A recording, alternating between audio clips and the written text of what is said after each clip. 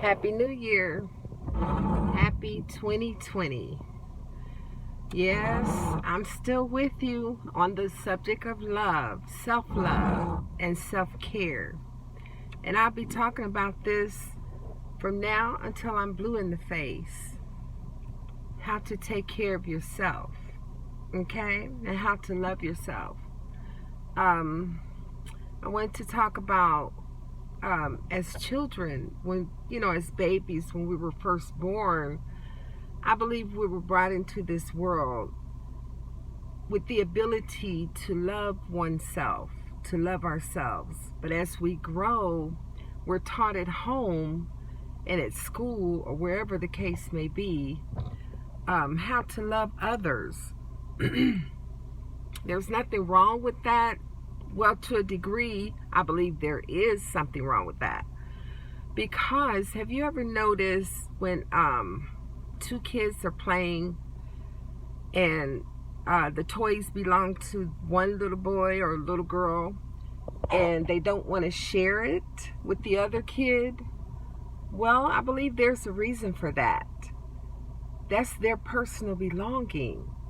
They don't want to share that. They want their toy to be their toy. And I've seen it many times. Kids playing with toys, and the one that the toys belong to will get very aggressive and very upset if the other child, tries to take over or tries to overstimulate the toys. I've seen it over and over again. I believe there's a reason for that. I believe that we're born with the natural instinct to protect and love ourselves.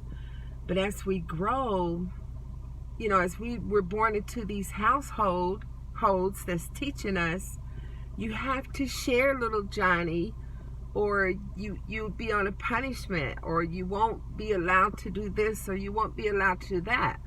Well, what if we allow little Johnny to just take care of himself first and make sure that his toys are in his possession and he's getting what he needs out of them first before he can share them with someone else?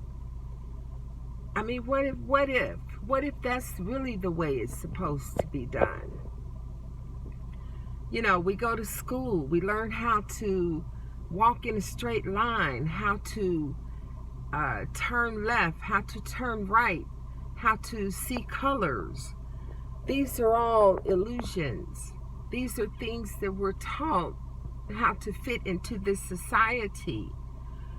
However, the first things we should be taught is how to love and care for ourselves, and then learn how to go into society. Because if you're forced into something like that, into going into society of peoples who you don't even know and who don't really authentically really love you, that can damage you. You would grow up being rebellious against society. And there's a lot of people in this world who are that way. You see them. They might be your next door neighbor. They come out and smile at you, but that smile is fake.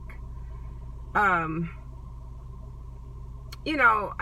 just saying, for real. This is the real note. And I mean, you might not agree with me. You might think that I'm being negative. However, I think that we need a certain amount of negativity in this world in order for it to balance out. Just like a battery requires negative and positive. That's energy.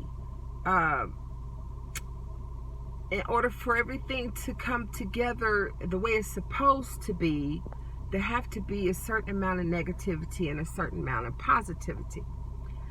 But it's good to focus on the positive aspect so that, things can work well. However, we do need that negativity so that we can look at the positive, so that we can realize what the positive is. Now, I'm saying all that to say, why don't we just teach our children, our little babies, You know, when they don't want to share their toys, just give them that right not to share it. Okay? Let them get what they need out of that particular toy first. And then when they're ready, I guarantee you, they'll be more willing to share it from their heart. It won't be something forced upon them. Okay? I watched my own child, you know, coming up. The more I tried to force them to share their toys, the more rebellious they became.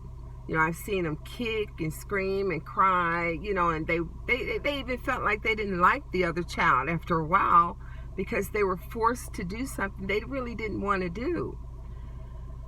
I know that in this society, you know, we have to live by laws. We have to do things a certain way. Yeah. Okay. So just because that's the way of this world does not mean that it's right. Okay. So think about that. You know, you have the right to raise your children in your household the way that you feel is the proper way to raise them. You should not have to depend on the law to teach you how to raise your children. So I'm just saying that, you know, we need new ways of thinking, new ways of doing things, because, you know, this old way doesn't seem like it's working really. You know, the more we force things upon people, the more rebellious they become. And I believe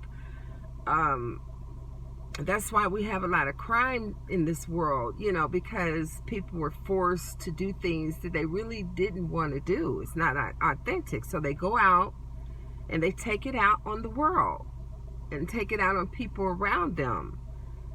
And, you know, we need to have more freedom in our lives. You know, let children have a little bit more freedom to make the decision to do what they feel authentically and unapologetically want to do. Okay? So, loving yourself in 2020 does not mean that you're being selfish. Okay? Be selfish by loving yourself more and giving yourself that self-care that you need to thrive on. Okay? And if you have children, you know, teach them to do the same thing. All right? Now, with that being said, you know that I love you. But, however, I love myself first. And you should be doing the same thing. Thank you for joining, and be sure to like, comment, and subscribe. And I thank you. And you love yourself more and more. And I'll be watching. Have a good day. Thank you for watching. Bye-bye.